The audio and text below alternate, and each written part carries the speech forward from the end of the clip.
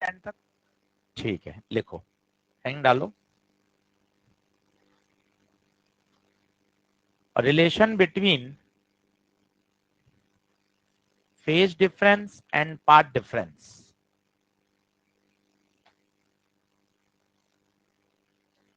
Relation between phase difference and path difference.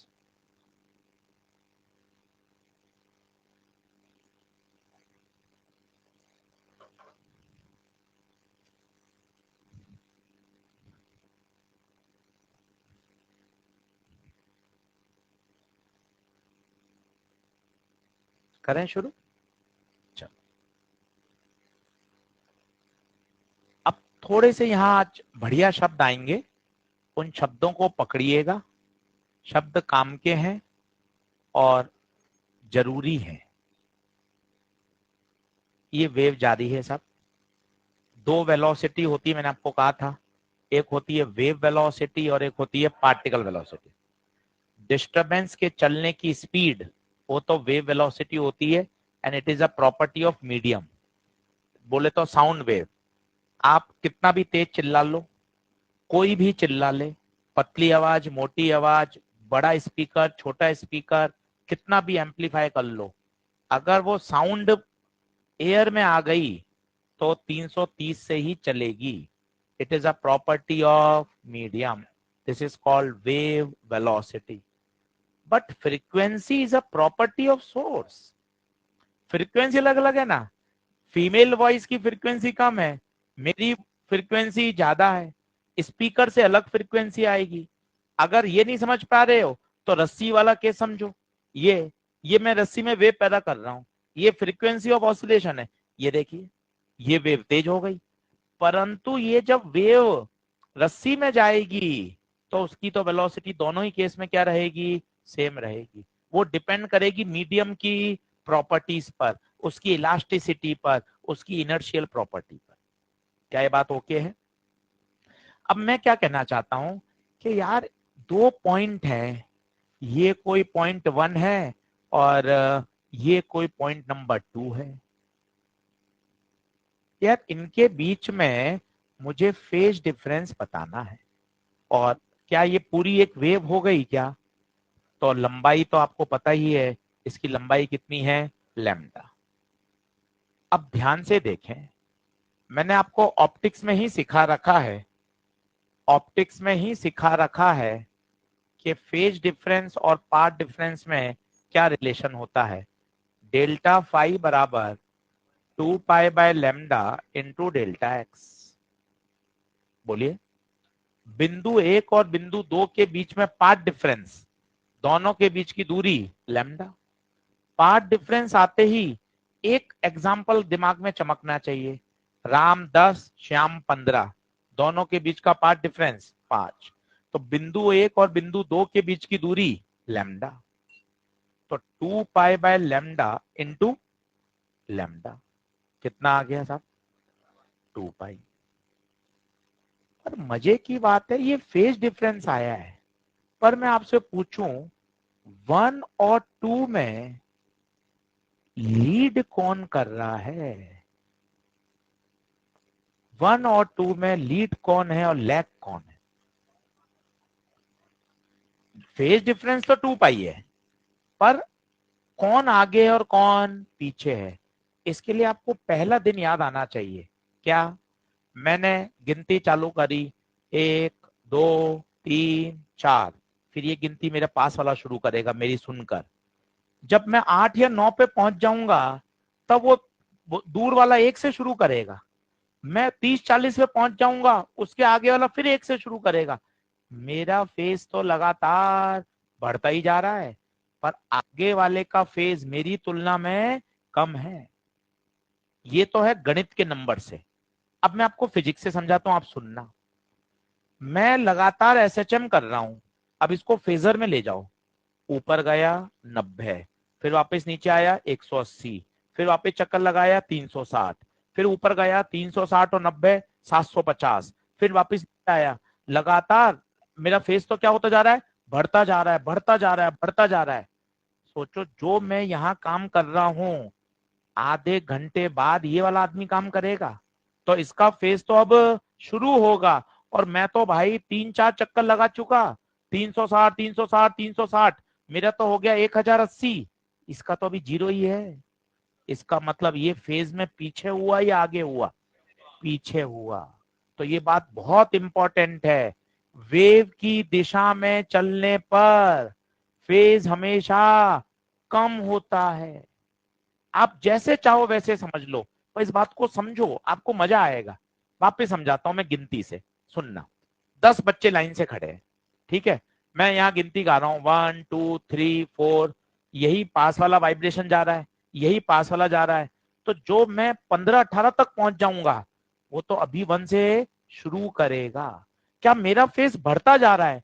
Sir ये समझ नहीं आ रही, फेज बढ़ता जा रहा है, ये क्या बोल रहे हो आप? एसएचएम में चल, जहां दिक्कत आ रही है वहां बताना कि सर ये शब्द नहीं समझ में आया मुझे आपका। चल देखो, मैं 0 से ए गया, कितना हुआ? 90, वापस आया 180, इधर आया 270, इधर आया 360, इधर आया 450, फिर इधर आया, फिर 90 जोड़ा 540, फिर इधर आया 90 जोड़ा 630। अब बता, जैसे जैसे मेरे चक्कर बढ़ते जाएंगे फेज बढ़ता ही जाएगा, कम थोड़ी ना होता है भाई। 90 से 180 वापिस 0 कहां हो रहा है? 270, 360, 420, फिर 450, 470, 500, 600, तो मेरा फेज तो बढ़ता ही जा रहा है। और जो बहुत दूर खड़ा है मोहन, वो तो अभी एसएचएम करना शुरू करेगा। जरा सोचना, ये रस्सी थी, यहां पल्स दे दी, ये झटका यहां तो बहुत समय बाद आएगा। ये तो भाई नींद ही ले रहा है, इसको क्या मतलब दुनिया से कि एसएचएम हो रहा है, क्या हो रहा है, ठंड ज्यादा हो रही है, कुछ मतलब नहीं है। ये तो भाई नींद ले रहा है। कब लेगा ये? जब यहां तक झटका पहुंचेगा तब ये जागेगा, हाँ सर अब मैं एसएचएम करना शुरू कर रहा हूं। तो इसका फेज अब शुरू होगा, जबकि इसके तो फेज के 5-6 चक्कर हो चुके होंगे। क्या आप मेरी बात समझ पा रहे हैं? तो वेव की दिशा में चलने पर फेज हमेशा कम होता है। तो ये आईआईटी में आया, अपने नीट में तो कभी नहीं आया, पर आपको पता होना चाहिए। 1 फेज में आगे है, तो 1 क्या करेगा? लीड। 1 फेज में आगे है, या फिर बोले 2 फेज में पीछे है। कौन सा सही है? दोनों एक ही बात है यार, कोई अलग थोड़ी ना है। 1 फेज में आगे है, 2 फेज में पीछे है। अच्छा, ये गणित की इक्वेशन भी बता रही है। सब चीजें फिजिक्स और मैथ्स ऐसी झमाझम जुड़ी हुई होती हैं कि आपको परेशानी नहीं होना। जो x बराबर 0 पे राम खड़ा था, उसका फेज देख, वो तो मस्त एसएचएम कर रहा था, y बराबर a sin ओमेगा टी। और x दूरी पे जो खड़ा था, उसका फेज देख, मजा आ जाएगा। a sin omega T minus के एक्स। देख लो, खुद ही कह रहा है चिल्ला चिल्ला कर कि भैया मेरा फेज तेरे से कम है, मैं पीछे हूं, मैं फेज में पीछे हूं। क्या ये बातें समझ में आ रही हैं क्या दिमाग में? लिख लीजिए, बढ़िया। तो वेव स्पीड आगे जा रही है, तो in the direction of wave propagation,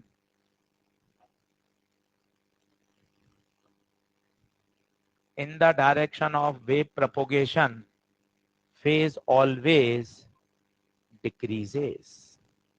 आप कहें तो मैं ये वाली बात एक बार वापस समझाऊं, या एकदम ओके हो गई हो तो आगे चलें? एक बार और बता देता हूं।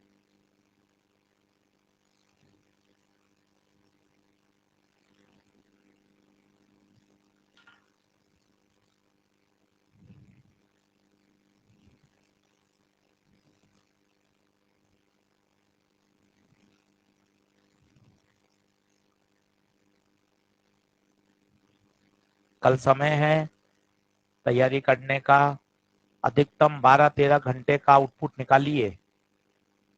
बस यही आपको कहना चाहते हैं कि ज्यादा से ज्यादा पढ़ें और तीनों विषय पढ़कर आए। तीनों तीनों विषय पढ़ें, ये अंडरलाइन है, ध्यान देना है ना। 3-3 4-4 घंटे तीनों विषय पढ़ो। पसंद नापसंद कुछ नहीं है, अभी वो टॉपिक पढ़ो जो तुम्हारे कमजोर हैं, क्योंकि मार्च अप्रैल में उनको पढ़ने में जोर आएगा। अभी बायो के वो चीजें पढ़ो जो तुम भागते हो, जो तुम्हें कम याद हैं, जो तुम्हें याद करने में दिक्कत आती है। वो अभी पढ़ो। मार्च अप्रैल में जो चीज आती है वो तो अच्छे से रिवाइज हो ही जाएगी भाई, वहां उस समय नया करने में दिक्कत आएगी। तो अभी वाला जो टाइम है जनवरी में, पहले छांट लो 7-8 टॉपिक जो तुम्हारे बायो के कम फेवरेट हैं, तुम्हें कम समझ में आए हैं, तुम्हें लगता है जिसमें ज्यादा रटना पड़ता है, वो अभी अगले 20 दिन के प्लानर में डाल लो कि यार इस जनवरी में अगले 20 दिन वही वही जब भी बायो पढ़ूंगा रोज उन्हीं टॉपिक को देखूंगा। अपने आप 20 दिन में क्यों नहीं अच्छे हो जाएंगे यार। 8 टॉपिक छांट लो सबसे खराब वर्स्ट वाले, उनको फोकस करो, क्योंकि जो तुम्हें ठीक ठाक आते हैं यार वो तो मार्च अप्रैल में भी तुम खुश मन से पढ़ लोगे, पर उस समय ये खराब वाले टॉपिक पढ़ने में बहुत जोर आएगा। चलिए अब देखो एक बार फिर समझे। वन ने एसएचएम शुरू कर दिया, बोलो हाँ है क्या। ये वाला एसएचएम आगे वाला पार्टिकल कुछ समय बाद शुरू करेगा या तुरंत करेगा। बस बात ही खत्म हो गई ना यार। इसके तो 2 चक्कर हो गए, 720 पे पहुंच गया, जबकि दूसरा तो अभी 0 पर है। तो बता 720 आगे या 0 आगे, बात खत्म हो गई। ज्यादा रॉकेट साइंस ही नहीं है। 1 आगे है 2 पीछे। दूसरे शब्दों में बोलो, वो अपन ने बोलते थे कल छुट्टी है, कल छुट्टी है, मैं लगातार बोल रहा हूँ कल छुट्टी है कल छुट्टी है, ये आगे से आगे पास हो रहा है। तो वो जब कल छुट्टी है बोलेगा तब तक तो ये 6 बार बोल चुका भाई, ये 6 बार बोल चुका है। मैं लगातार बोल रहा हूँ, ये भी लगातार ऊर्जा ट्रांसफर कर रहा है। जब वो पहली बार बोलेगा 10वां बच्चा, तब तक तो इसने 6 बार बोल दिया ना। इसका मतलब उसका तो फेज 0 से स्टार्ट हो रहा है। उस समय तो भाई ने 6 चक्कर लगा के फ्री हो गए। हाँ या ना। ठीक है साहब, तो ये याद रखिए। फिर इसी तरह का एक छोटा सवाल कर लीजिए। अगर मैं इन दो के बीच में बात करता, बताओ इन दो के बीच में फेज डिफरेंस कितना होता। पाई होगा। बताओ क्यों। ये दूरी λ/2 है, ये दूरी λ/2 है, तो डेल्टा फाई बराबर 2π/λ into delta x. Delta x बताइए λ/2 पाई। कौन लीड करेगा बताइए। 1 लीड करेगा, अहेड है। कितने से, पाई फेज से। पाई फेज से 1 लीड करेगा।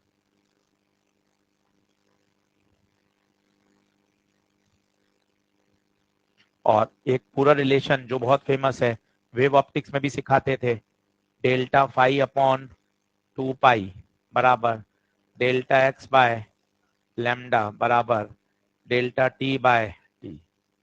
वेव ऑप्टिक्स में भी सिखाया था।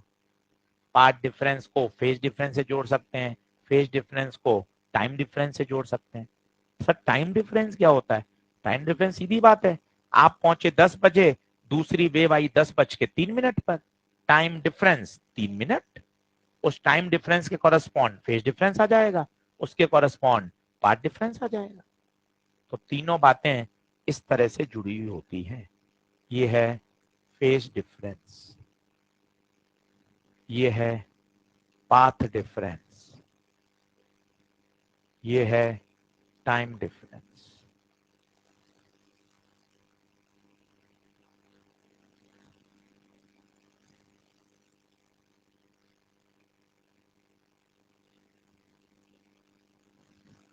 बढ़े क्या आगे।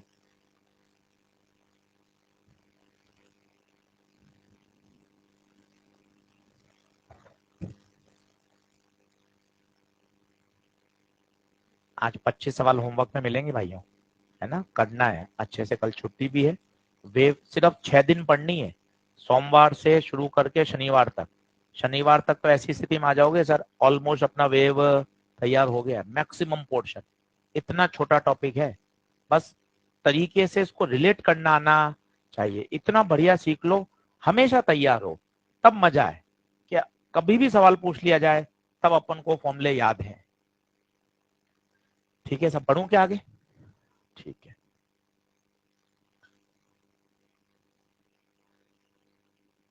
लिखे हैं, हेडिंग डालिए। वेलोसिटी ऑफ ट्रांसवर्स वेव,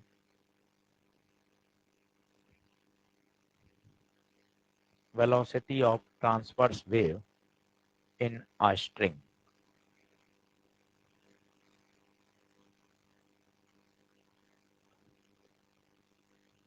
तो सभी को पता है रस्सी में transverse velocity under root T by mu. T क्या है? T tension. म्यू क्या है? Mass per unit length, linear mass density, velocity of transverse wave. तो किसी रस्सी में जो वेव ट्रेवल करती है उसकी जो स्पीड होती है वो होती है v बराबर root T by mu. V W कह सकते हैं और बेहतर है, वेलोसिटी ऑफ वेव, जहां पर टी क्या बताता है? टेंशन बताता है, और म्यू क्या बताता है? मास पर यूनिट लेंथ, मास पर यूनिट लेंथ, जिसे लिख सकते हैं मास डिवाइडेड बाय लेंथ। और पहले भी सिखाया था, फिर बताते हैं, वेलोसिटी ऑफ वेव किस पे डिपेंड करता है बताइए? मीडियम पर, प्रॉपर्टी ऑफ मीडियम। मीडियम की प्रॉपर्टी है। मीडियम मतलब मीडियम में कितनी इलास्टिसिटी है, कितना रस्सी में टेंशन है, कितना उसका मास पर यूनिट लेंथ है, उसकी क्या इनर्शियल प्रॉपर्टीज हैं, उस पर डिपेंड करता है। v बराबर रूट टी बाय म्यू, जहां पे t क्या है? टेंशन। अब आपको थोड़ी सी मैकेनिक्स लगेगी इन सभी सवालों में, टेंशन लिखना आना चाहिए। सीखते जाएंगे, सवाल तैयार होते जाएंगे। v बराबर under root T by mu. T कौन है? टेंशन। म्यू कौन है? Mass per unit length. अब 5-6 सवाल करके देखो जिसमें आपको टी बाय म्यू की बढ़िया फील आ जाएगी। अच्छे से याद कर लो क्या है ये? ट्रांसवर्स वेव की वेलोसिटी। जब रस्सी में वेव ट्रेवल करती है तो उसकी speed under root T by mu होती है। क्लियर है बात? चलो करें, क्वेश्चन चालू करें। पहला सवाल लिखिए, फटाफट डायग्राम बनाते जाइए, खूब सारे क्वेश्चन करने हैं और आज 25 सवालों का होमवर्क भी तैयार करना है।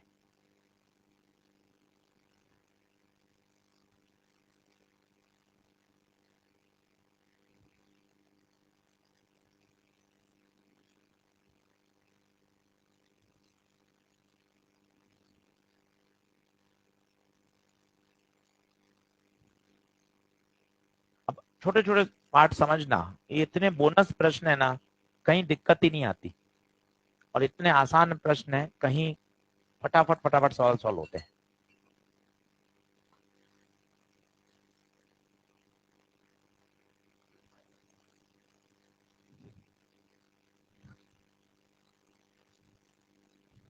अच्छे से करिए, जल्दबाजी में नहीं करना है बस।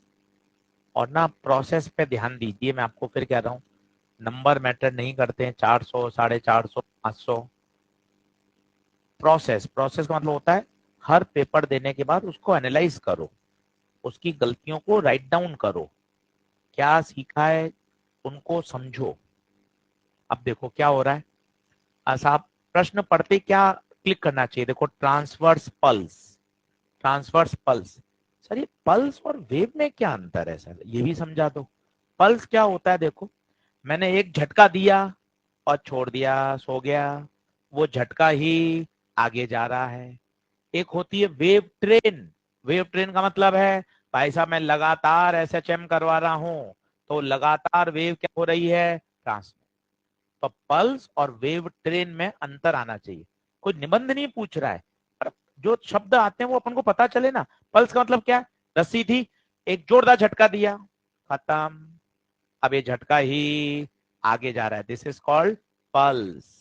और मैं लगातार लगातार एनर्जी प्रोवाइड कर रहा हूं, लगातार वेव डिस्टरबेंस पैदा कर रहा हूं, तो उसे हम बोलते हैं वेव ट्रेन। क्या बात ठीक है? चलो, अब वो कह रहा है साहब यहां से स्ट्रिंग का मास दे रखा है 4 gram, find the time taken pulse produce at the floor to reach the pulley. यहां से आपने एक झटका दे दिया साहब, ये झटका कहां जा रहा है? ऊपर। तो पुली तक पहुंचने में कितना समय लगेगा? तो टाइम बराबर होता है distance upon speed, distance upon speed. Distance तो पता है कितनी चलना है पूरी तक, 2 मीटर। कहां फंस गए, स्पीड में। अब स्पीड लाओ, स्पीड होता है under root of T by mu.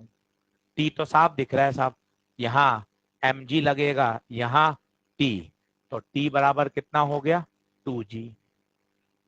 Mu, mu क्या होता है साहब, मास पर यूनिट लेंथ। मास रस्सी का देखिए 4.5 ग्राम है, तो 10⁻³ लंबाई, पूरी लंबाई आएगी, पूरी लंबाई आएगी, पूरा मास है भाई, पूरा मास है तो पूरी लंबाई। 2 + 25 2.25, तो ये 2 से गया, तो म्यू आ जाएगा 2 × 10⁻³ कैलकुलेशन अच्छे से करिए, ये म्यू आ गया। अब टी, टी कितना था 2g, म्यू आया 2 × 10⁻³, 2 से 2 कटा, g 10, -3 ऊपर जाएगा तो +3, तो ये हो गया 10⁴ तो वेलोसिटी कितनी आ गई 100 मीटर पर सेकेंड, ये वेलोसिटी आ गई। इस वेलोसिटी को यहाँ रख दीजिए, तो टाइम आ जाएगा 2/100, तो टाइम आ जाएगा 2 × 10⁻² सेकेंड।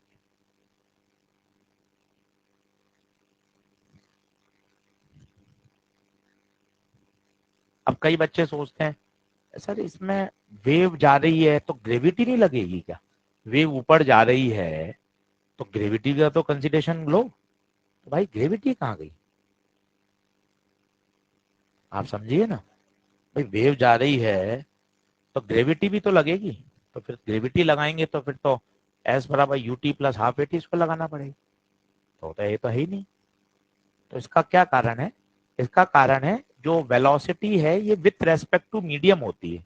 जैसे अपन बोलते हैं लाला, अगर ग्रेविटी होती तो लाला वापस मुंह पे गिर जाना चाहिए ना, कहाँ गिरता है लाला, और डिस्टरबेंस पैदा हुआ, ये आगे जा रहा है, ये इधर भी जा रहा है, इधर भी जा रहा है, इधर भी जा रहा है, ग्रेविटी थोड़ा नहीं लग रही, क्योंकि ये जो स्पीड है इसकी वो विथ रेस्पेक्ट टू मीडियम ही है, वो विथ रेस्पेक्ट टू मीडियम है। तो सीधा आपको लगाना है टाइम बराबर डिस्टेंस अपॉन स्पीड। क्या ये बात क्लियर है, क्या आगे बढ़ सकते हैं, छोटा सवाल था, नेक्स्ट करूंगे, जल्दी आओ फटाफट। तो कितनी सारी बातें निकालनी पड़ी, v = √T/μ, टेंशन निकालना पड़ा, म्यू पे भी मेहनत करनी पड़ी साहब, तब जाके वेलोसिटी आई। फिर टाइम बराबर डिस्टेंस अपॉन स्पीड, डिस्टेंस 2 क्यों ली, डिस्टेंस 2 क्यों ली, फ्लोर से कहां तक पहुंचना था, पुली तक, तो 2/100, तो 2 × 10⁻²।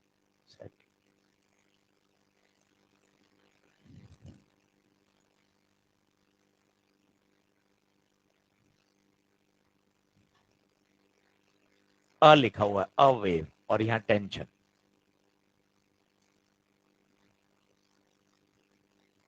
ये स्टैंडर्ड सवाल हैं, कॉपी के सारे सवाल इतने अच्छे तरीके से करो कि एक सॉल्व एग्जाम्पल की किताब बन जाए। ये जितनी बार इनको पढ़ लोगे वो दिमाग में वो रिवीजन में सेट रहेंगे।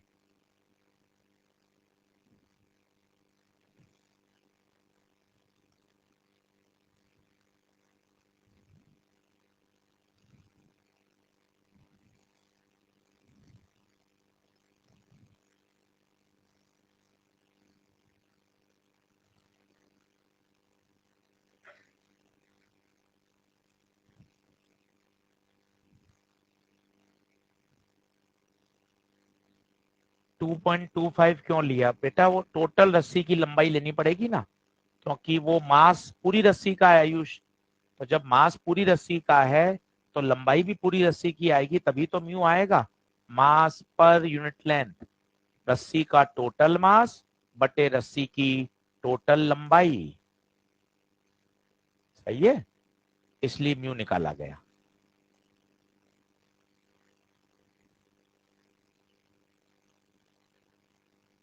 अब देखो साफ साफ कह रहा है, स्पीड दे रखी है, टेंशन दे रखा है। अच्छा, अब स्पीड और टेंशन में सीधा फॉर्मूला, v = √T/μ, म्यू की चर्चा नहीं हो रही, मतलब म्यू कांस्टेंट है, तो v is proportional to √T, v2/v1 = T2/T1, proportional है, यहाँ 2 तो वहां भी 2। वो कह रहा है पहले 300 थी और बाद में 360, तो बाद में 360 हो गई, पहले 300 थी। पहले का तनाव 500 था, बाद का तनाव नहीं पता। ये कटा, 6 6 पंजे 30, स्क्वायर कर दिया, 36/25, T2 500, 25 का पहाड़ा, तो T2 आ गया 720 न्यूटन। पर T2 नहीं पूछा, चेंज इन टेंशन पूछा है, चेंज इन टेंशन पूछा है, चेंज इन टेंशन पूछा है। तो कितना हो जाएगा T2 माइनस T1, 720 माइनस 500, तो कितना आएगा 220। खत्म। छोटे छोटे सवाल हैं, आप करना, आज मॉड्यूल के देखना, सॉल्व एग्जाम्पल, कॉन्सेप्ट बिल्डर, कहीं के भी करो। आपको एक लाइन में 1 मिनट के अंदर ही सॉल्व होना है भैया सवाल, एक पेज का तो आ ही नहीं सकता। जेई मेन के करोगे वो भी 2 लाइन 3 लाइन में सॉल्व होना है, फॉर्मूला यही है। उत्तर बताइए कितना, 220। टेंशन नहीं पूछा, क्या पूछा है, change in tension, change in tension कितना इंक्रीज किया जाए।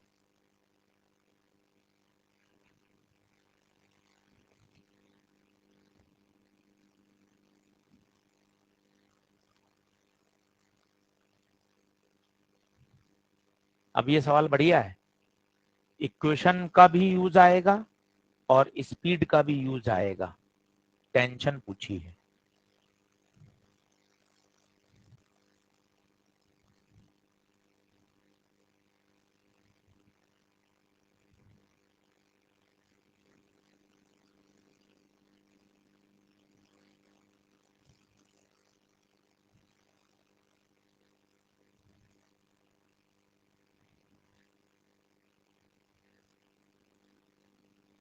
अब स्पीड का एक ट्रिक सिखाई थी, याद है, कॉफिशिएंट ऑफ टी बटे कॉफिशिएंट ऑफ एक्स।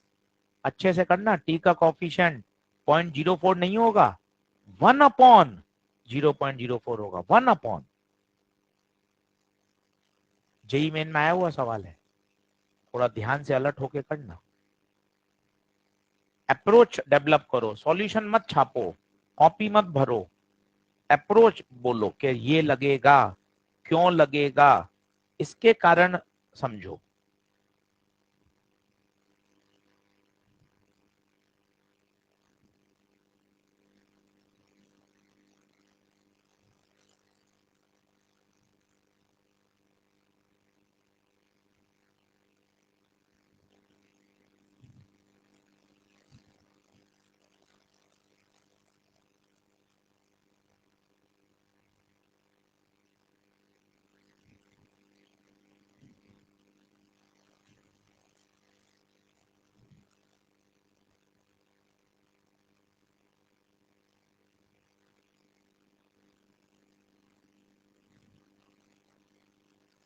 चलो अप्रोच बताऊं, सॉल्यूशन नहीं छाप रहा।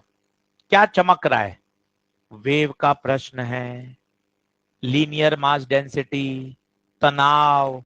तो पहला तो आया, अरे यार वेव में तनाव कैसे आता है, T/μ। पहले स्ट्रेटजी बना, टी पूछा है, म्यू पता है, तो भाई पूरा ध्यान किस पे चला गया, वी पर।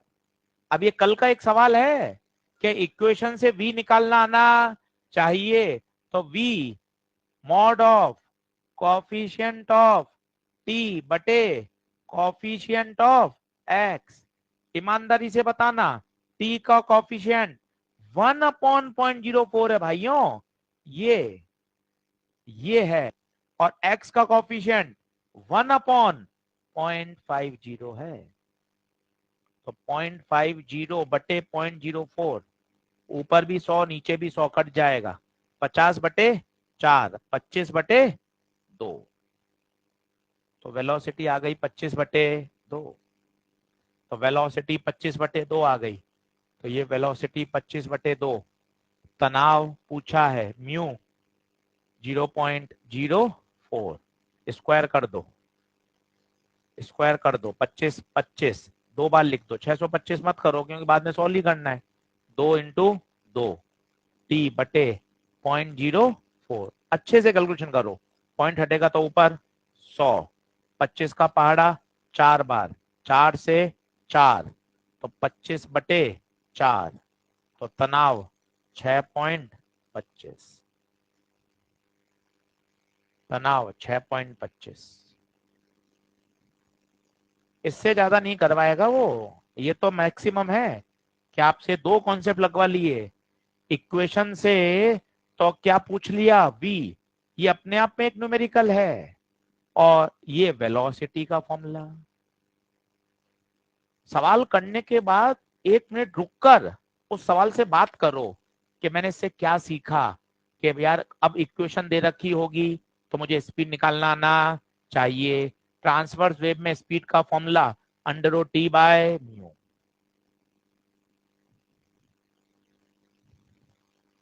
टू पाई कट जाएगा। बोलिए आगे बढ़ूं क्या? देख लो, अच्छा सवाल है, स्टार लगा लो, रिवीजन करने लायक सवाल है। आज 25 से 30 सवाल करने, मंडे को फीडबैक देना है कि सर कैसा उन सवालों में समझ में आ रहा है, क्या बन रहे हैं, कौन से सवाल अटक रहे हैं, किस तरह के सवाल में दिक्कत आ रही है। करोगे तब बात कर पाओगे, तो उसी तरह के सवालों को हम और इंक्लूड करेंगे।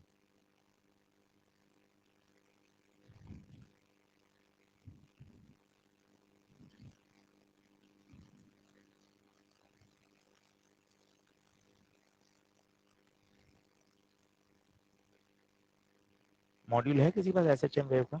देखो, सेकंड में नहीं, थर्ड में होगा।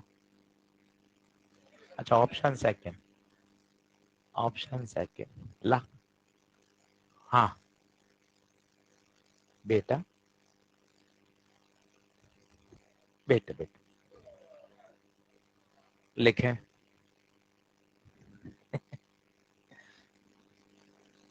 चलो आप पहले होमवर्क लिख लो, ईमानदारी से कर लेना, नाटक नहीं चाहिए। हाँ चलो लिखो, पहले लिखो exercise number 3, exercise number 3 question number 3, ईमानदारी से बना के लाना है रफ कॉपी में। अब मस्ती करी तो कोई नहीं बचा पाएगा। तीसरा, चौथा, छठा, उसके बाद 10वां, 11वां,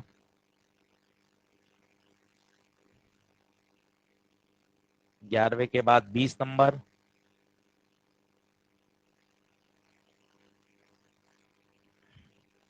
20 के बाद 31।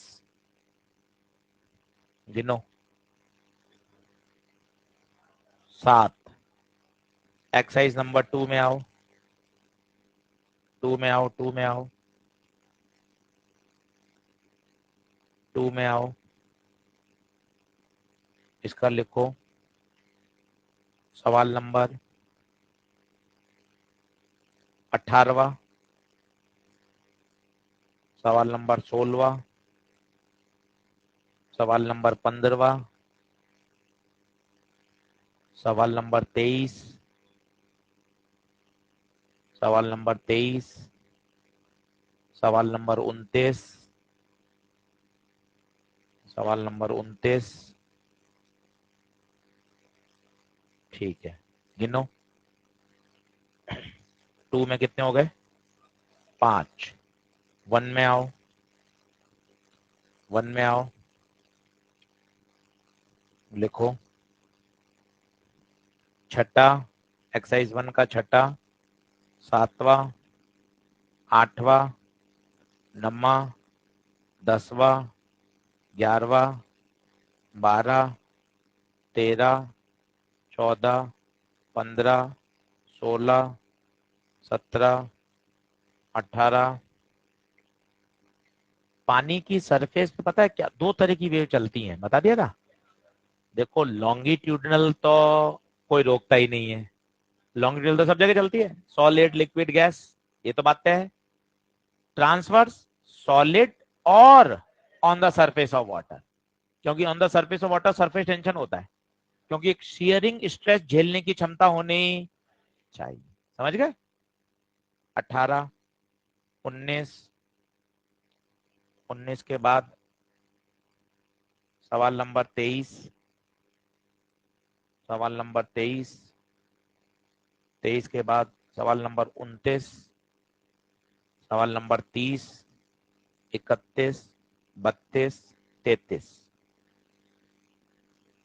अब आप सोचो, अपन ने 2 दिन ही पढ़ा है, पर इतने सवाल आप कर लोगे ना, और ऐसा अपने 6 दिन मेंटेन कर लिया, सब बात बन जाएगी। और इसमें से एक सवाल नहीं अटकना, ये गारंटी है। जो आपको मैंने 10 सवाल कराए उनसे सारे बन जाएंगे, पर करना अच्छे से। सही है? करके लाओ, 6 दिन दौड़ लो, आपको लगेगा अरे यार मॉड्यूल ही तैयार हो गया भाई, ये तो पूरा पूरा 100%। कहीं कुछ भी अलग से नहीं करना। हाँ जी, क्या आंसर?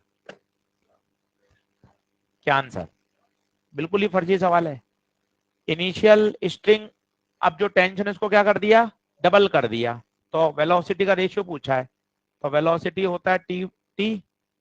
अब initial v1 by v2, t1/t2। सवाल ध्यान से पढ़ना है। मैंने आपको फिर कहा है, जो आसान प्रश्न होता है उसको 5 सेकंड और देकर उसको फाइनल करो। जैसी रेशियो आया दिमाग में बैठा दो, रेशियो में वापस पढ़ना पड़ता है। इनिशियल टू द फाइनल, ऊपर इनिशियल है नीचे फाइनल।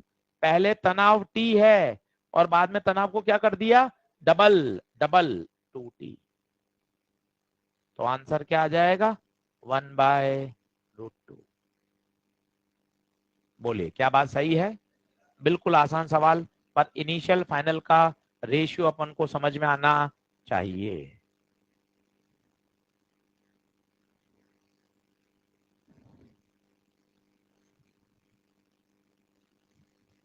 ये थोड़ा अच्छा सवाल है, ये बहुत जगह आपको मिलेगा, हर बार आप गलत करोगे, इसलिए इसको 15-20 मिनट समझना।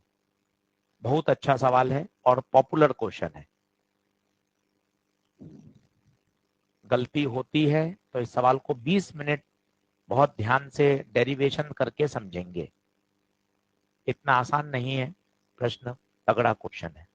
पहले आप लिख लो और फिर इस पर 20 मिनट चर्चा करते हैं। और ये एक स्टैंडर्ड सवाल है, ये शॉर्ट नोट में भी जाता है, इतना पॉपुलर क्वेश्चन है।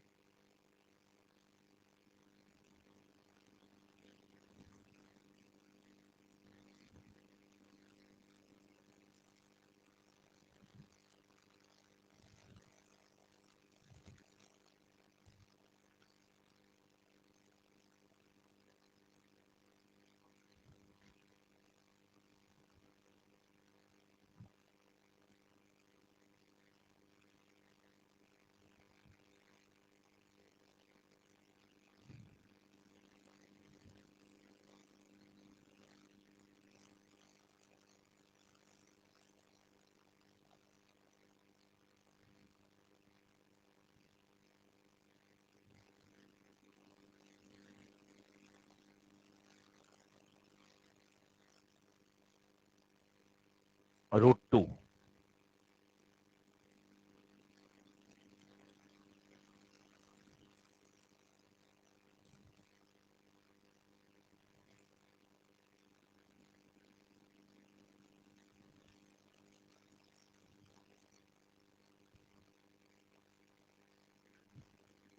चलो अब सुनना बाकी है ना, थोड़ा सवाल लिख लिया आप सभी ने?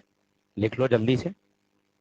अब सवाल को बहुत अच्छे से समझना है और ये ध्यान रखना है, आपको कॉन्सेप्ट बिल्डर में मिलेगा, ईएलपी में दिखेगा, मॉड्यूल में दिखेगा 5-6 बार, हर जगह गलती ना हो, इसलिए समझ लो कि सवाल में ऐसा खास क्या है। तो इस सवाल को मैं एक स्टैंडर्ड पहले सवाल में आपको कन्वर्ट करता हूं। एक रस्सी है जिसकी लंबाई है L और जिसका मास है M। सुनो सुनो, अब बातचीत बंद करो।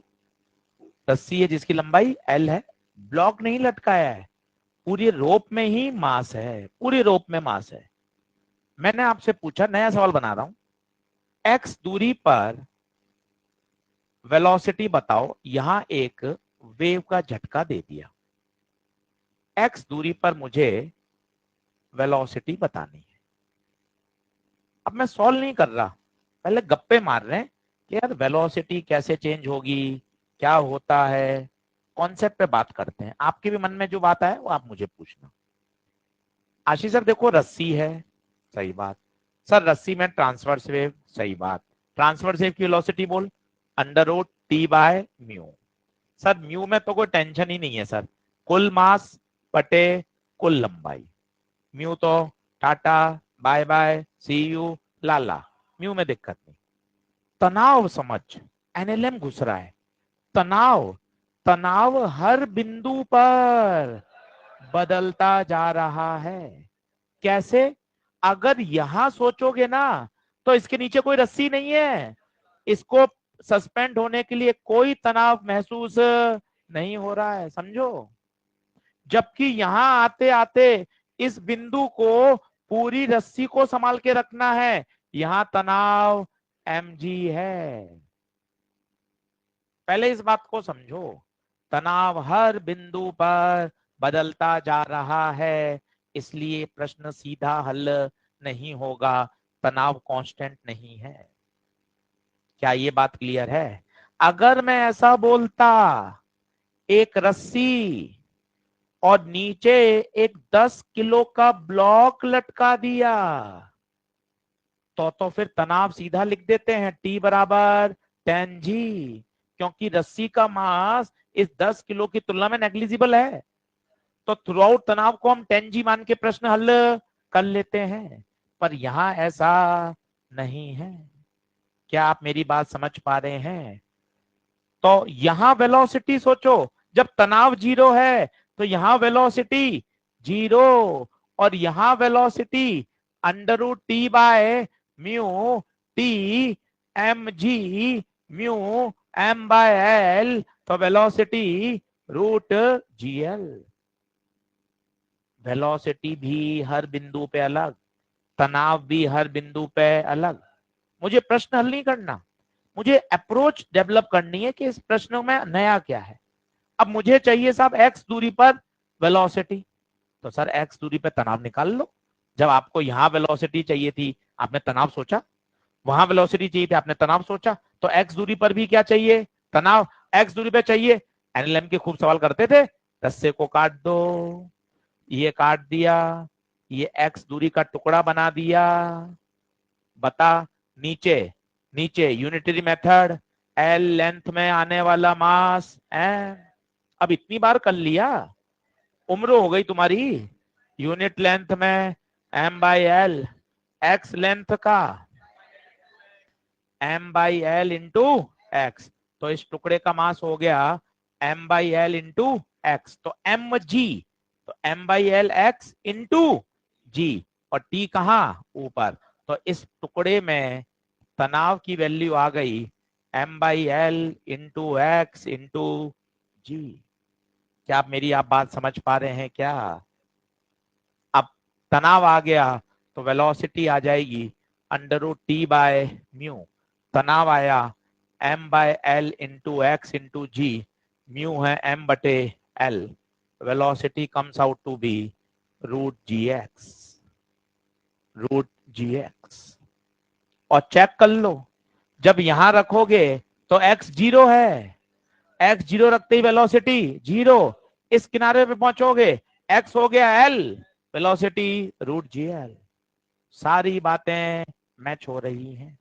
ये है लोअर पॉइंट पे वेलोसिटी, ये है टॉप पे वेलोसिटी, और ये है x दूरी पर वेलोसिटी।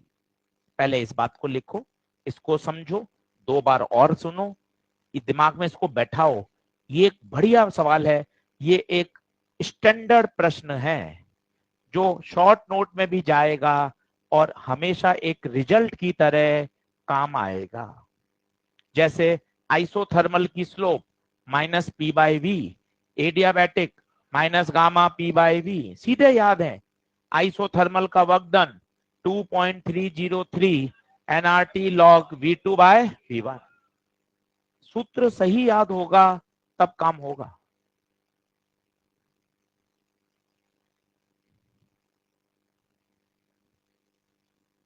तो लोअर पॉइंट पे वेलोसिटी पूछे, हायर पॉइंट पे पूछे, एक्स दूरी पे पूछे, भाई तेरे पास सब उत्तर आने चाहिए।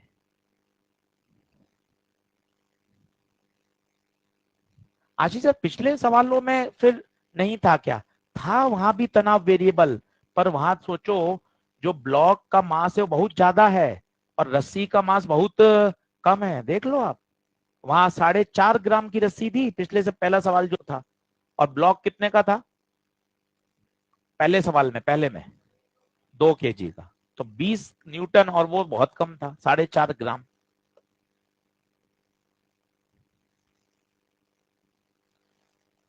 बताओ क्या ये बात ओके है? लिख लो। अब इसमें ये तो बन गया पहला सवाल। अब दूसरा बनता है, पल्स को नीचे से ऊपर जाने में कितना समय लगेगा?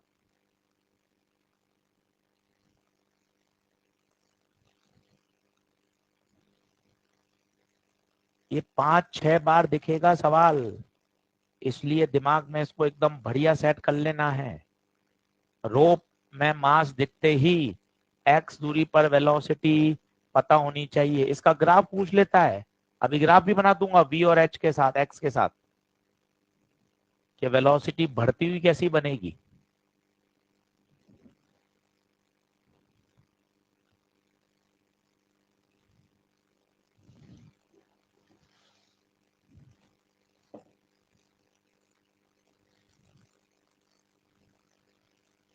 करूं, नेक्स्ट करूं?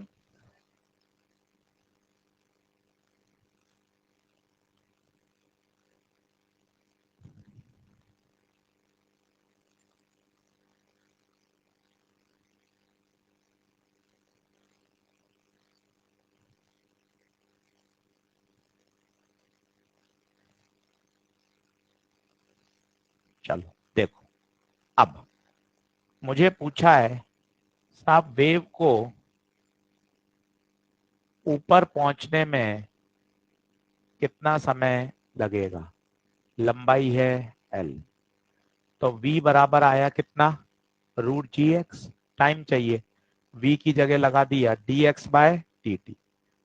सर डिस्टेंस अपॉन स्पीड लगा दूं? नहीं लगा सकता, वेरिएबल है, वेरिएबल है। तो v की जगह लिख दिया dx/dt, x एक तरफ ले आओ, dx बटे √gx बराबर dt। इंटीग्रेशन कहां से कहां करोगे, t बराबर 0 पर x बराबर 0 पे थे, और जब टाइम पूरा हो जाएगा तो वेव कहां पहुंच चुकी होगी, ऊपर तक l पे। अब थोड़ा सा इंटीग्रेशन भारी है, पर घबराने का नहीं है। 1/√g तो बाहर आएगा, 1/√x ऊपर जाएगा तो x की पावर -12। एक दो सवाल में तो इंटीग्रेशन आता है भैया, घबराने का नहीं है। √x ऊपर जाएगा तो x की पावर -12। पावर का इंटीग्रेशन कैसे करते हैं, जो भी पावर है उसमें एक जोड़ो और उसी से डिवाइड, घबराने का नहीं है। और t, अब 1/√g, ये क्या हो गया, एक में से आधा गया आधा, एक में से आधा गया आधा, L0t, आधा घूम के ऊपर जाएगा 2/√g, अपर लिमिट l की पावर हाफ, लोअर लिमिट 0, तो टाइम आ गया 2√L/g।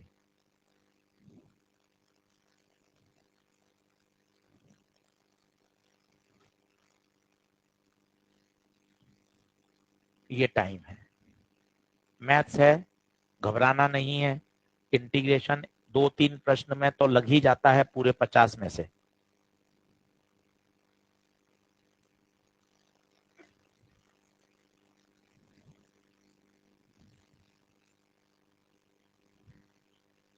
एवरेज वेलोसिटी, बिल्कुल बिल्कुल, अगर यूनिफॉर्म रिलेशन होता है तो लेते हैं। जैसे पोटेंशियल एनर्जी था, वो कह रहा था एक बकेट में पानी लगातार फैलता जा रहा है, तो बताइए पोटेंशियल एनर्जी कैसे निकालेंगे? तो पोटेंशियल एनर्जी और ऊंचाई में क्या है, सीधा रिलेशन है, h⁻1, कोई स्क्वायर रूट नहीं है, तो अपन क्या ले लेते हैं, सीधा ले लेते हैं, इनिशियल प्लस फाइनल बटे 2, तो लीनियर रिलेशन होगा तो काम कर जाएगा। बाल्टी में जो छेद वाला सवाल है वो लीनियर रिलेशन है, तो एवरेज काम में ले लेते हैं।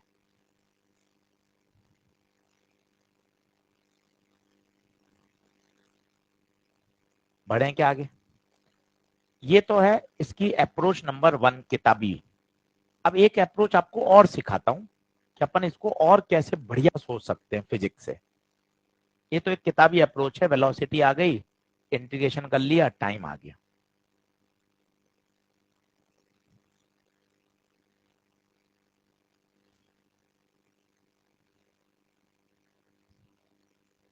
बताऊं क्या? जल्दी आओ, फटाफट आओ।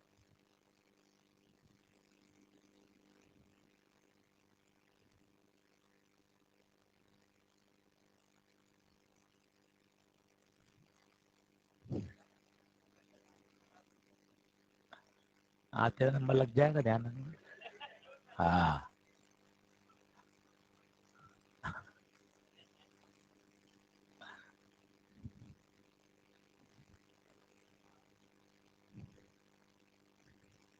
करें आगे, चलो। अब दूसरे अप्रोच देखना, बाद में वापिस लिख देंगे, फिर लिख लेना। मेथड नंबर 2 देखो, थोड़ा और अप्रोच से समझना। मेरे पास v आया √gx। सुनो भाइयों, थोड़ी सी मैथ्स करता हूं। a का फॉर्मूला होता है v dv/dx। v कितना है? √gx। d/dx, v की जगह √gx, तो √gx, √g बाहर, d/dx ऑफ √x। आपको याद है √x का सीधा 1/2 √x, नहीं तो पावर को आगे लाओ, पावर में से एक घटाओ, वैसे हो जाएगा।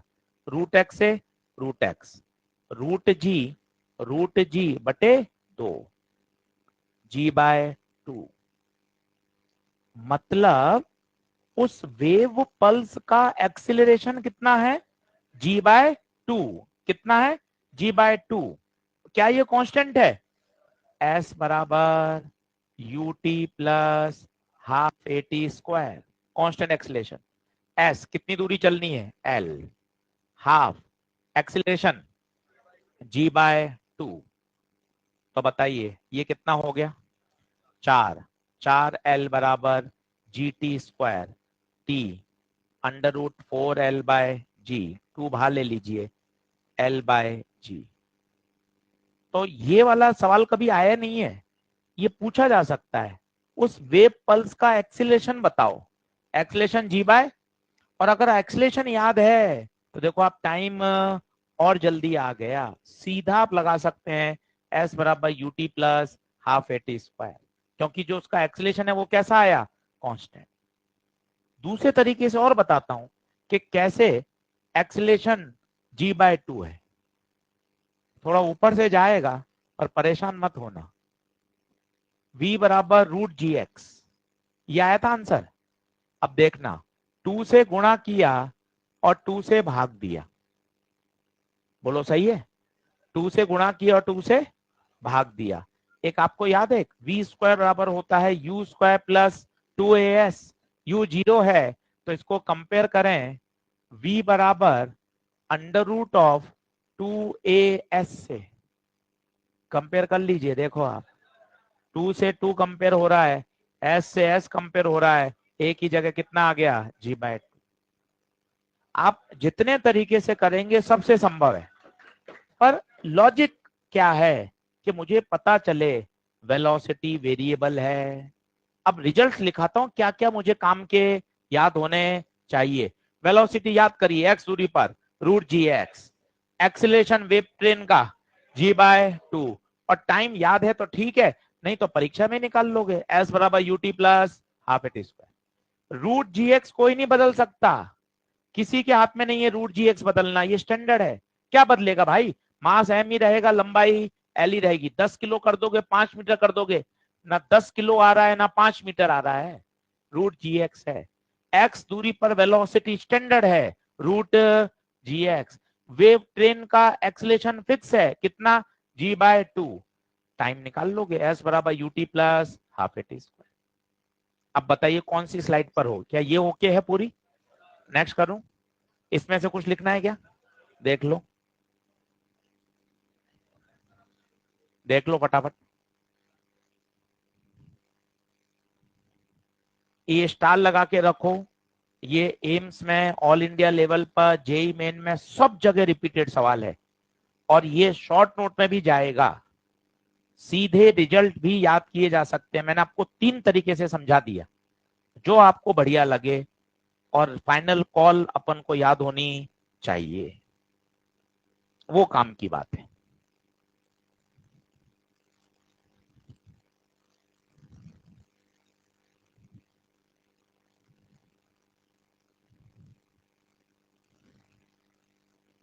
बोलो, क्लियर है?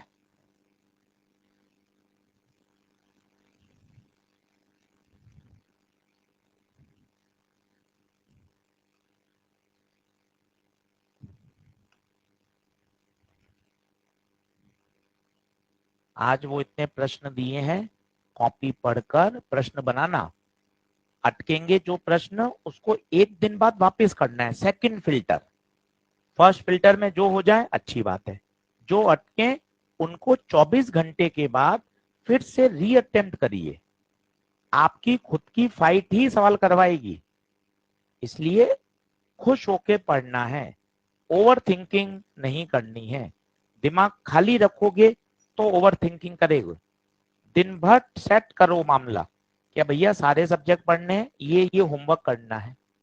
रात को सोते समय कल संडे की प्लानिंग पूरी सेट होनी चाहिए कि यार मुझे वेव का होमवर्क करना है, मॉडर्न फिजिक्स में जो जो चीज चल रही है उसको रिवाइज करना है, केमिस्ट्री का ये, बॉटनी जूलॉजी का ये, प्री सेट करके काम करो। करूं क्या नेक्स्ट स्लाइड? जल्दी आओ।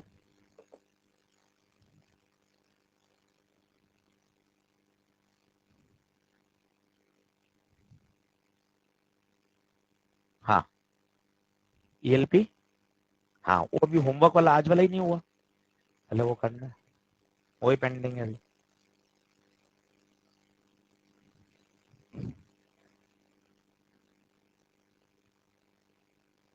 और रोक लीजिए भाई, होमवर्क पहले जो क्लास में मिल रहा है वो पहले पूरा करें, इसलिए। हाँ, चलो कराऊं क्या अगला? तो इसका अपन एक बार फाइनल रिजल्ट लिख लें, उसी सवाल पे आ जाते हैं। लिखो, फाइनल कंक्लूजन। अब क्या क्या याद होना चाहिए? शॉर्ट नोट में क्या जाएगा? अगर मुझे ये पॉइंट शॉर्ट नोट में लिखना होता तो मैं क्या क्या लिखता? चलो अब सुनना सब लोग, समझना, क्योंकि डिराइव कर लिया सब ठीक है। अब पूरी बात बोर्ड पे देखो, बातचीत बंद करो, थोड़ा थोड़ा बोलते रहोगे तो टॉपिक गड़बड़ होता जाता है। एक रस्सी जिसकी लंबाई L, रस्सी का मास M, X दूरी पर नीचे से चित्र के साथ याद करो, नीचे से X दूरी पर वेलोसिटी V बराबर अंडर रूट जी एक्स। भाई एक बार ग्राफ ही आ गया, वेलोसिटी और दूरी के साथ ग्राफ बनाओ, वेलोसिटी और दूरी के साथ। अब देखना समझदारी क्या कहती है, v बराबर रूट जी एक्स। अब मुझे तो x दिखना चाहिए, x तो है ही नहीं, रूट x है। तो अब पहले करा y की जगह बताओ कौन है, v, g तो कांस्टेंट है, x में ही है, ये कोई नहीं पता, स्क्वायर कर दिया, y square is proportional to x। बताइए क्या है ये? पैराबोला। किसकी पावर 1 है? x पर, तो मुंह किस तरफ खुलेगा? x की तरफ, ऐसे। नीचे का कोई मतलब ही नहीं है, सिर्फ वेलोसिटी, ऊपर पॉजिटिव ही है, ये लगा। ये पेपर में आया हुआ है एम्स में। अगर आपको v रूट जी एक्स याद है तभी बता सकते हो x के साथ साथ वेलोसिटी क्या होती जा रही है? बढ़ती जा रही है, पैराबोला। तीसरा रिजल्ट उस वेव पल्स का एक्सीलेशन g/2। चौथा रिजल्ट, टाइम चाहो तो याद करो, नहीं तो इसी तरह से इक्वेशन लगा के लिखो। उससे क्या होगा, मन में रिलैक्स रहेगा, क्या दे यार टाइम की जरूरत भी नहीं है, मैं परीक्षा में भी निकाल लूंगा, 2√L/G। ये पूरा पोस्टमार्टम आ गया इस स्लाइड में, इसके बाहर कुछ नहीं है। Tata, bye bye, see you, लाला, ये सब आ गए जितने सवाल किताबों में दे रखे हैं। वेलोसिटी का फंक्शन, टाइम, एक्सीलरेशन, वेलोसिटी का एक्स के साथ ग्राफ, ये पूरा अपन को एकदम रिजल्ट की तरह याद होना चाहिए। पीछे के क्यों मैंने आपको सारे बता दिए।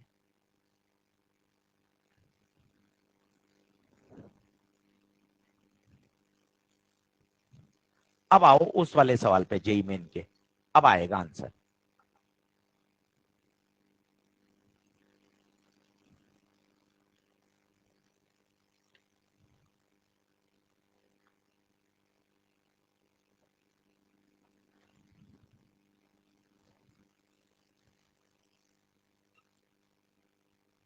लिख लिए सारे पॉइंट?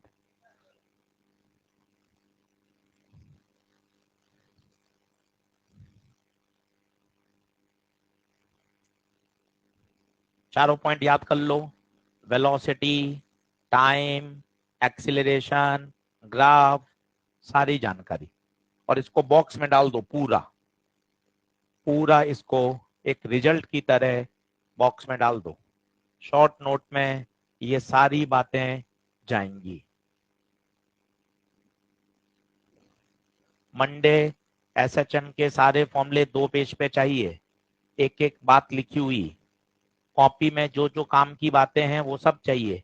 फेजर वाला डायग्राम चाहिए, 0 पर 0 डिग्री, a/2 पे 30, √3/2 पे 60, प्लस a पे 90, वापिस लौटते समय 120, 150, 180, हर बात लिखिए, ताकि वो 3 पेज में ऐसा एसएचएम आ जाए। अब तुमने इतने सवाल कर लिए, 100 सवा 100 सवाल तुमने मेरे साथ कर लिए, तुम्हें पता चल गया कि यार कौन कौन सी चीजों पे सवाल पूछे जाते हैं, तो तुम्हें वो सारे फॉर्मूले दिमाग में सेट हैं, वो सब शॉर्ट नोट में लिख लो, तो तुम्हें आइडिया लग जाएगा। अब देखो ये क्या कह रहा है, टाइम टेकन टू रीच, तो टाइम आ गया 2√L/G। रस्सी की लंबाई बताओ, 20, G 10, 2√2। आंसर आएगा ऑप्शन नंबर 2। बढ़िया सवाल है भाइयों, खूब जगह दिखता है। अपन ने पूरा इसका पोस्टमार्टम कर लिया, हर तरह से इसको समझ लिया, आना चाहिए।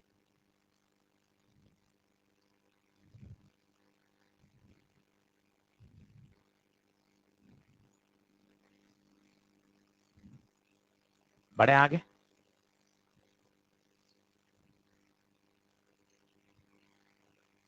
चलो अगला लिखो।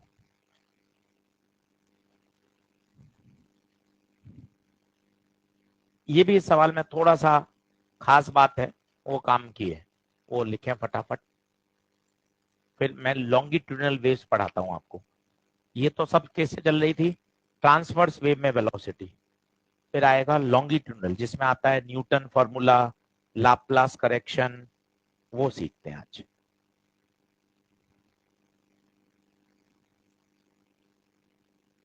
आजा, तुरंत उठ के आजा, इसको भेज दे आगे, यहाँ खड़ा हो जाओ, तुरंत आजा फटाफट, तुरंत आजा।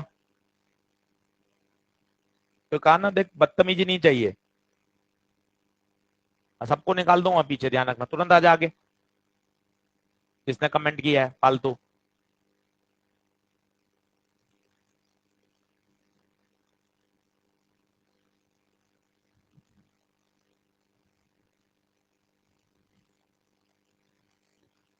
A uniform rope of length L and mass M1 hangs vertically from a rigid support. A block of mass M2 is attached to the free hand. अब आप देखना सवाल में अंतर है, ये रस्सी है और नीचे कौन है, M2, ये है M1, ठीक है। A transverse pulse of wavelength λ1 is produced at the lower end. और जब वो ऊपर पहुंची तो उसकी वेवलेंथ कितनी हो गई, λ2। सवाल बड़ा तगड़ा और सोचने का सवाल है।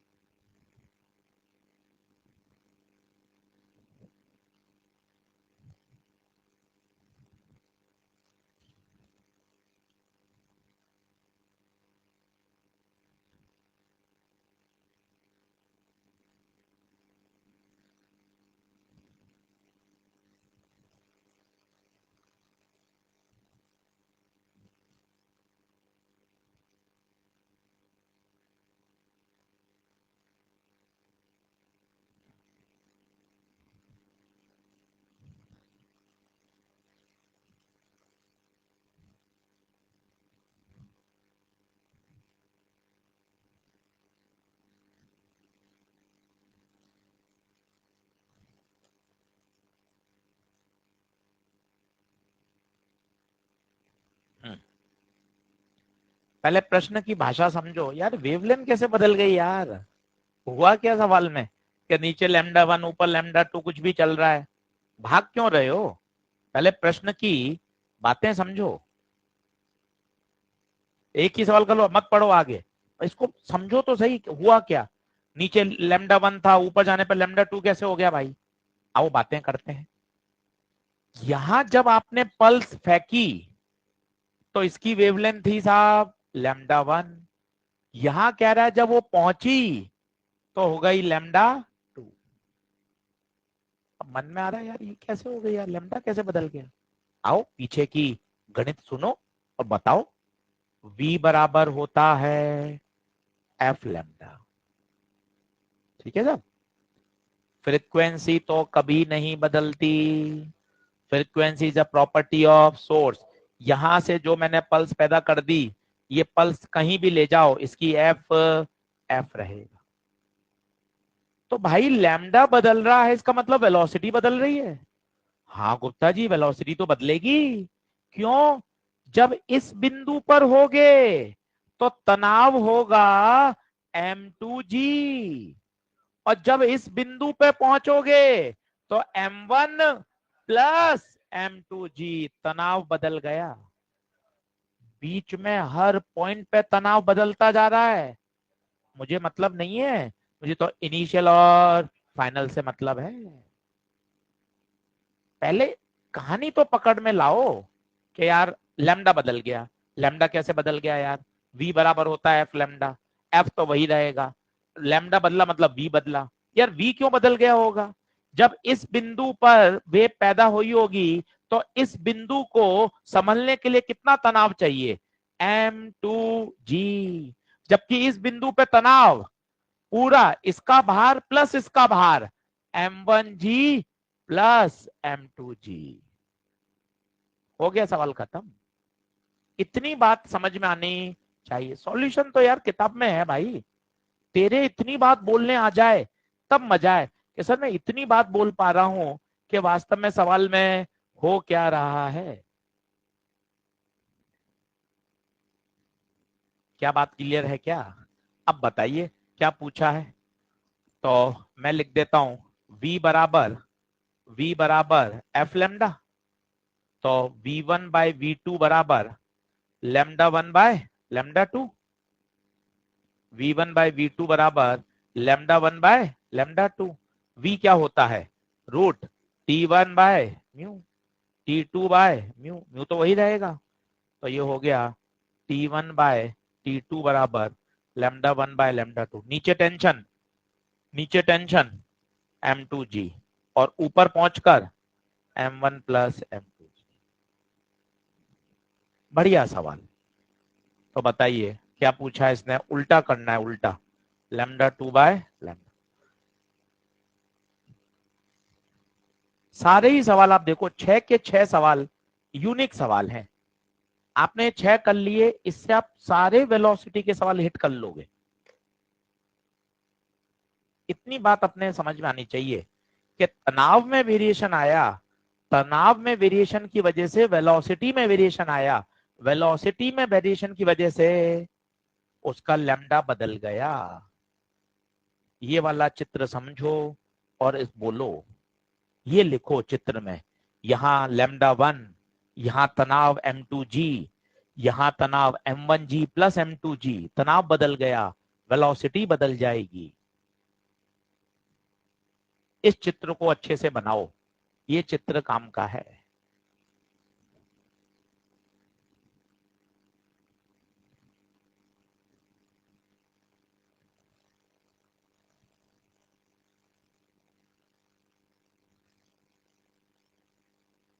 बोलो, बढ़े आगे।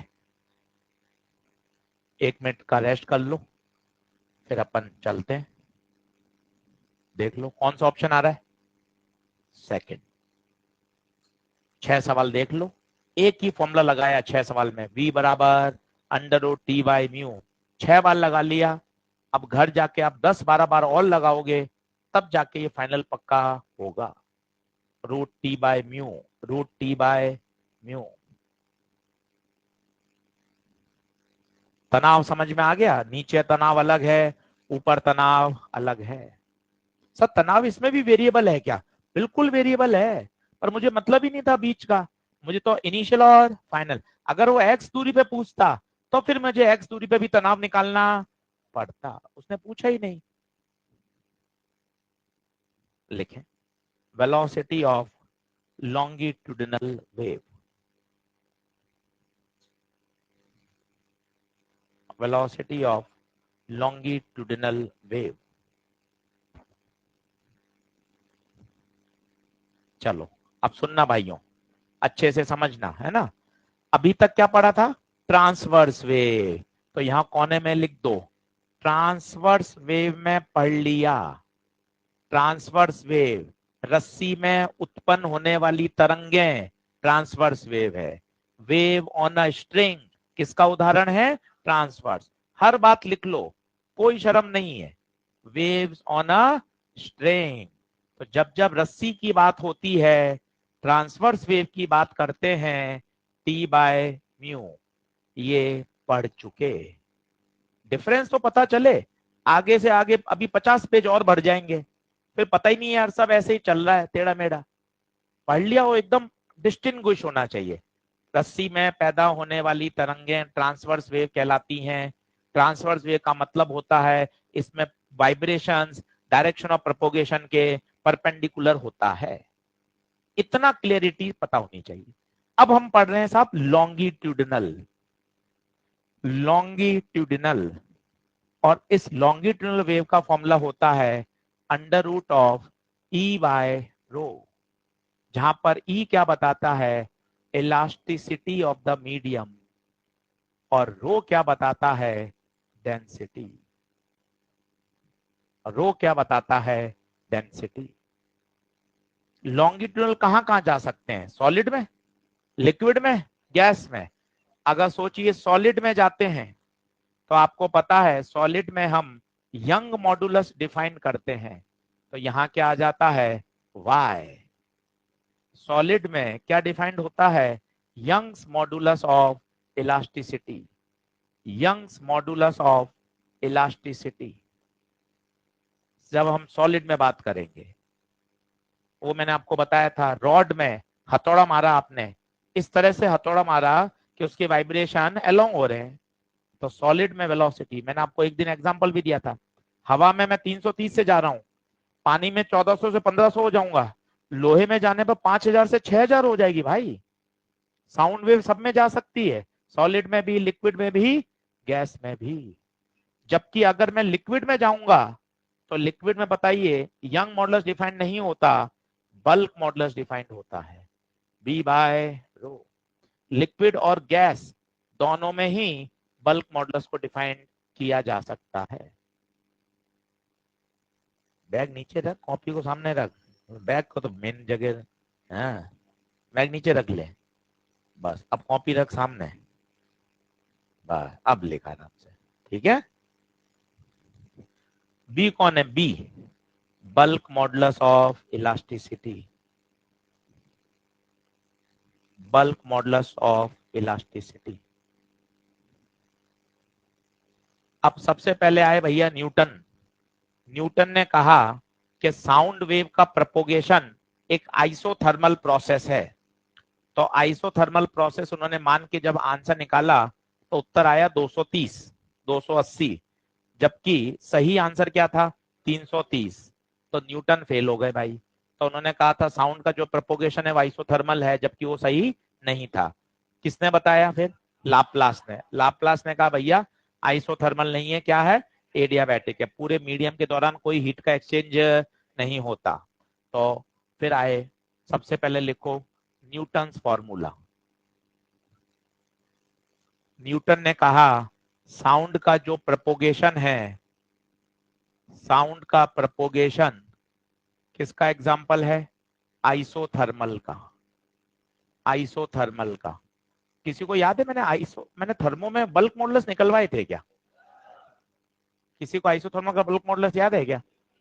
पी आता था शायद, मुझे ऐसा याद है मैंने निकलवाए थे बल्क मॉडुलस पी।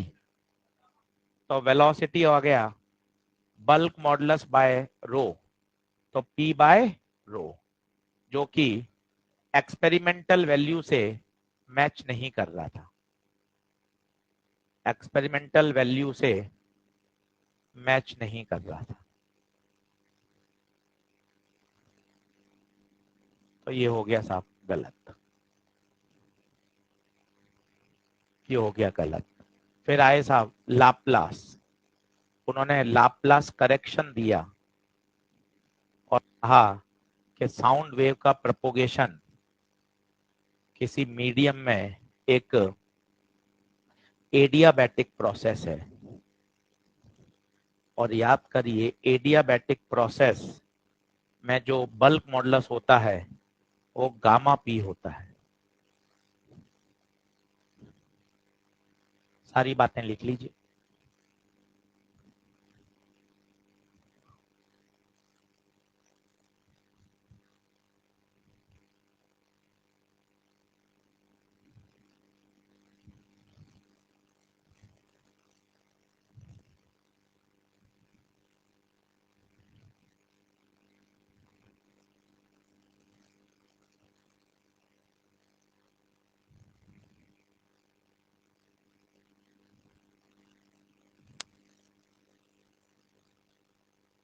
तो बल्क मॉडुलस रखेंगे तो बी आएगा अंडर रूट बी बाय रो, और बी की जगह रखेंगे गामा पी बाय।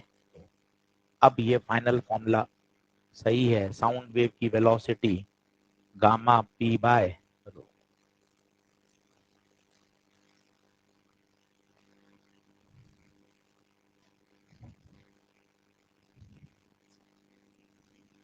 जैसे वहां टी बाय म्यू है, यहां क्या याद होना चाहिए? गामा पी बाय रो।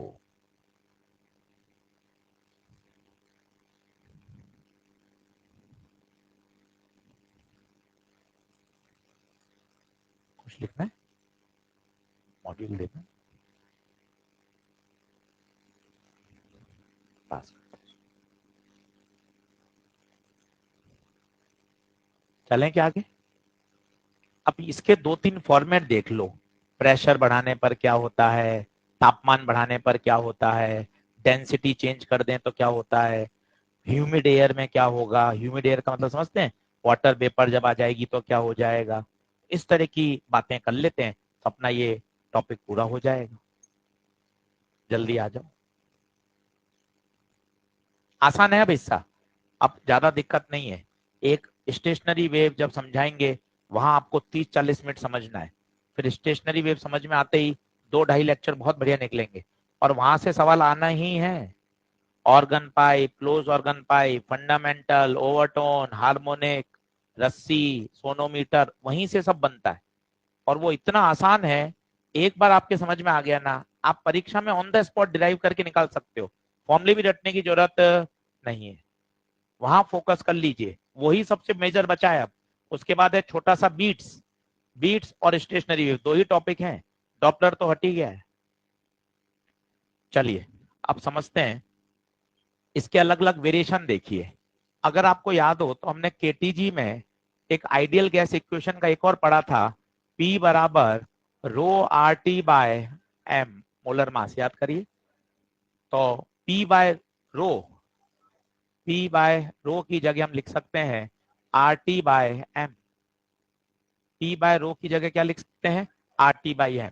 तो बताइए वेलोसिटी ऑफ साउंड, पहला फॉर्मूला हो गया गामा पी बाय रो, और पी बाय रो की जगह gamma R T by M.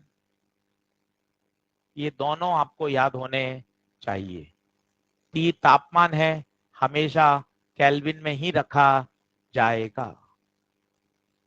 ये मोलर मास केजी में रखा जाएगा, पूरा एसआई सिस्टम में, पूरा एसआई सिस्टम में gamma P by rho, gamma R T by M. अब अलग अलग बातें देखिए छोटी छोटी सी, टेम्परेचर का इफेक्ट क्या होता है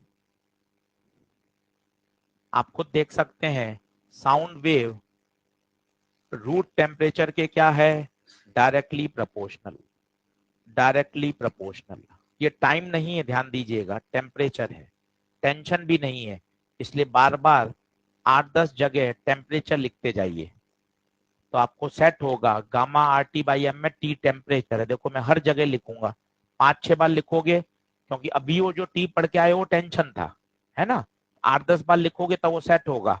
साउंड वेव में टी तापमान है, साउंड वेव में टी तापमान है। तो तापमान बढ़ाने पर बताइए वेलोसिटी बढ़ेगी या घटेगी, बढ़ेगी। गर्म हवा में वेलोसिटी ज्यादा होगी साउंड की या कम होगी, ज्यादा होगी। गर्म हवा मतलब तापमान ज्यादा, तापमान ज्यादा है तो साउंड वेव तेज चलेगी। दूसरा आता है इफेक्ट ऑफ प्रेशर। अब ऐसा लगता है वो गड़बड़ है, पर आपको सीखना पड़ेगा।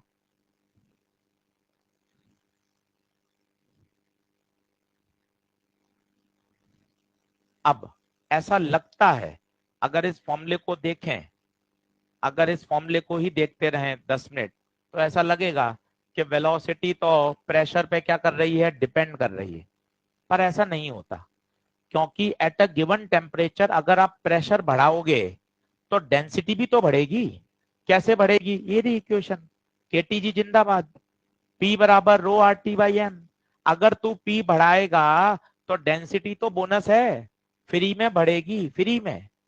तो अगर P भी बढ़ा रो भी बढ़ा, प्रेशर 5 गुना बढ़ाया, डेंसिटी भी 5 गुना बढ़ गई। तो ये 5 और 5 का फैक्टर कैंसिल होता जाएगा। तो प्रेशर के बढ़ाने पर डेंसिटी अपने आप फ्री में बढ़ती है at a given temperature.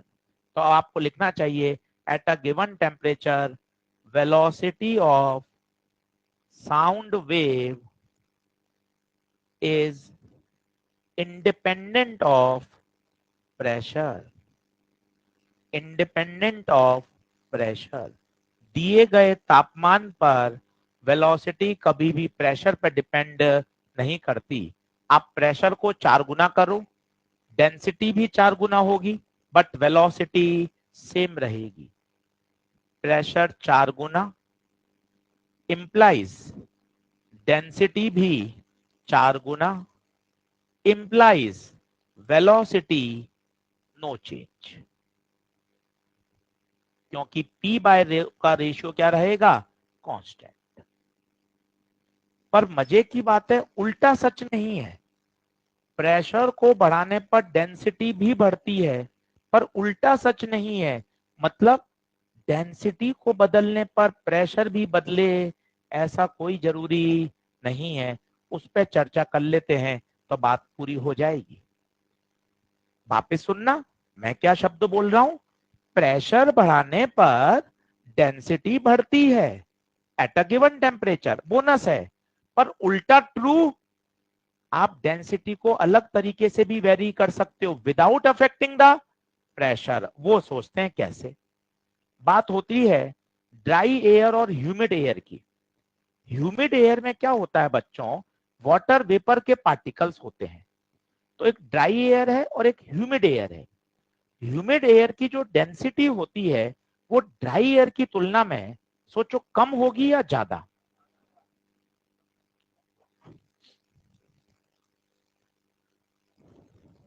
Sir वापस वापस वापस वापस चल वापस, जनरल नॉलेज। ड्राई एयर ठीक है, शुष्क हवा जिसमें कोई वाटर वेपर नहीं है, humid moist air, moist humid air जिसमें वाटर वेपर के पार्टिकल हैं। तो सर डेंसिटी बढ़ेगी या घटेगी, सोच लेता हूं सर। जो हवा होती है उसमें होती है सर ऑक्सीजन और नाइट्रोजन, बचपन से पढ़ रहे हैं सर। O2 होता है आशीष सर 32, और अगर N2 बोलूं तो 28। अब आया वाटर, तो वाटर ने इसको रिप्लेस ही तो मारा होगा, हवा को और नाइट्रोजन को। वाटर होता है सर 16 और 2, मतलब 28 वाली नाइट्रोजन को रिप्लेस मारोगे तो भी कम से रिप्लेस हुआ, ऑक्सीजन को रिप्लेस मारोगे तो भी कम से रिप्लेस हुआ। इसका मतलब बताइए, जो हल्की हो गई या भारी हो गई, हल्की हुई या भारी हुई? तो मैं बात कर रहा हूं ह्यूमिड एयर की, मैं बात कर रहा हूं मॉइस्ट एयर की। तो मॉइस्ट एयर में वाटर वेपर के पार्टिकल होंगे, हाँ जी या ना जी? हाँ जी। तो वाटर वेपर के पार्टिकल होने से जो मॉइस्ट एयर है उसकी डेंसिटी कम हो जाएगी, ह्यूमिड एयर की डेंसिटी कम हो जाएगी, कम हो जाएगी। और सोचिए अगर डेंसिटी कम हो गई, डेंसिटी कम हो गई तो बताइए वेलोसिटी बढ़ेगी या घटेगी? बढ़ेगी, P by gamma P by rho, rho घटेगा तो वी बढ़ेगा। आशीष सर प्रेशर पे बदलाव नहीं आएगा? प्रेशर पे कैसे बदलाव आएगा? प्रेशर तो एटमॉस्फेरिक प्रेशर ही है, प्रेशर में कोई चेंज नहीं आया। सर मैं इससे नहीं सोच रहा, मैं गामा आरटी बाय एम से सोचूं क्या? हाँ वहां से सोच ले भाई, वहां से सोच ले। अब बता मोलर मास का क्या हुआ, मोलर मास का क्या हुआ? सर 28 और 32 था पहले, बाद में तो 18 हो गया सर, मोलर मास कम हो गया, नेट वेलोसिटी बढ़ जाएगी। इसलिए कहते हैं ह्यूमिड एयर में साउंड वेव तेज भागती है, आप जो बोलोगे वो आवाज ज्यादा दूर तक जाएगी। कारण बताइए, ह्यूमिड एयर में वेलोसिटी ऑफ साउंड ज्यादा होती है, velocity of sound in humid air is greater than velocity of sound in dry air। Sir एक बार धीरे धीरे और समझा देना। बिल्कुल भाई, कोई टेंशन नहीं, आराम से सुन, आराम से सुन। तो सर पहले तो ये बताओ, ये ह्यूमिड ह्यूमिड क्या है? मैं बताता हूँ, देख बेटा, एक होती है शुष्क हवा, सूखी हवा। एक अपन बोलते हैं ना बरसात के बाद उमस हो गई, उमस हो गई। हाँ सर ये तो सुना है सर, उमस हो गई। सर ये उमस क्या होता है? उमस का मतलब होता है ह्यूमिडिटी बढ़ जाना। ओके, नमी बढ़ जाना, वेरी गुड, बहुत अच्छा शब्द लिया है, नमी, नमी बढ़ गई। नमी का मतलब है हवा में वाटर के वेपर, वाटर वेपर मिक्स हो रही है। तो जब वाटर वेपर है तो पहले O2N2 था, अब वाटर वेपर से जो एवरेज मोलर मास है वो क्या हो गया है? कम हो गया है, एम कम हो जाएगा, वेलोसिटी बढ़ जाएगी। ऐसे भी सोच सकते हैं, या इन जनरल याद कर सकते हैं, ह्यूमिड एयर की डेंसिटी ड्राई एयर की तुलना में कम होती है। अरे आ रहा है क्या? तो 3 फैक्टर अपन को याद होने चाहिए। नहीं ऐसा ये सिर्फ अपने वातावरण की बात हो रही है, वो हाइड्रोजन और मॉइस्ट हाइड्रोजन में तो मामला गड़बड़ हो जाएगा, है ना? तो वो तो उसके मोलर मास से तुलना में दे रखा होगा। ये अपन तो एक वातावरण की बात कर रहे हैं, और वो सामान्य बात हो नहीं सकती, क्योंकि वहां चेंज करेंगे तो प्रेशर भी क्या होगा? बदलेगा। ये हो रही है एक वातावरण की बात, जिसमें एटमॉस्फेरिक प्रेशर में कोई चेंज नहीं आ रहा। नहीं, फिर तो अपन को पूरा डेटा निकालना पड़ेगा कि भाई उसका डेटा H2 का और ड्राई का और मॉइस्ट का H2 निकालना पड़ेगा। प्रेशर में क्या बदलाव आएगा वो भी सोचना पड़ेगा।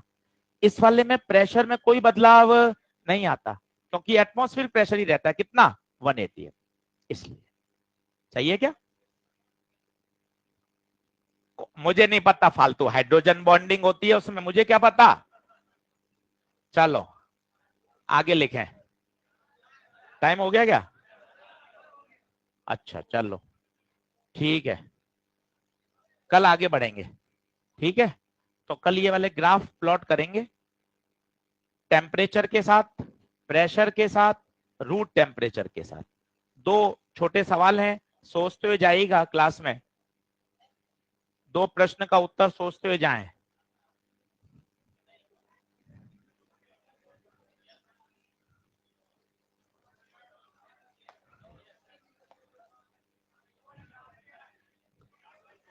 दूसरे प्लेनेट के धमाके हमें सुनाई नहीं देते,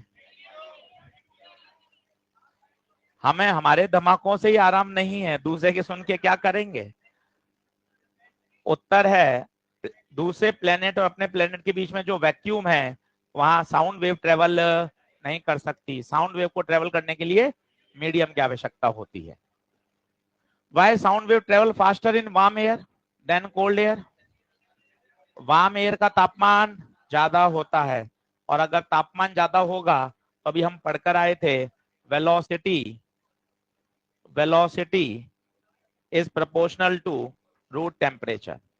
टेम्परेचर के बढ़ने से वेलोसिटी भी बढ़ेगी। बोलो हाँ है क्या?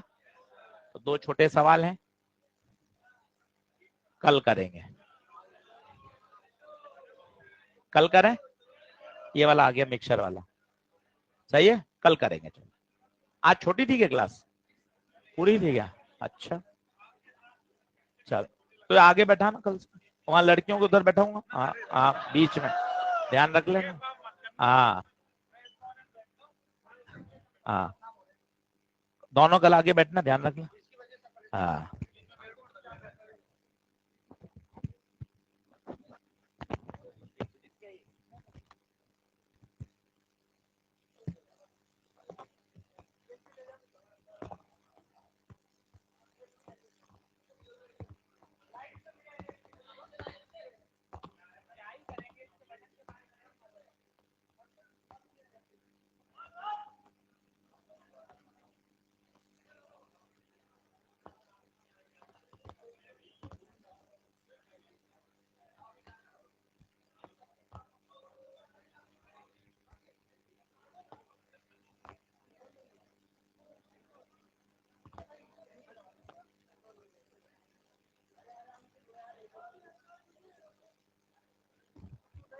दो ले रहे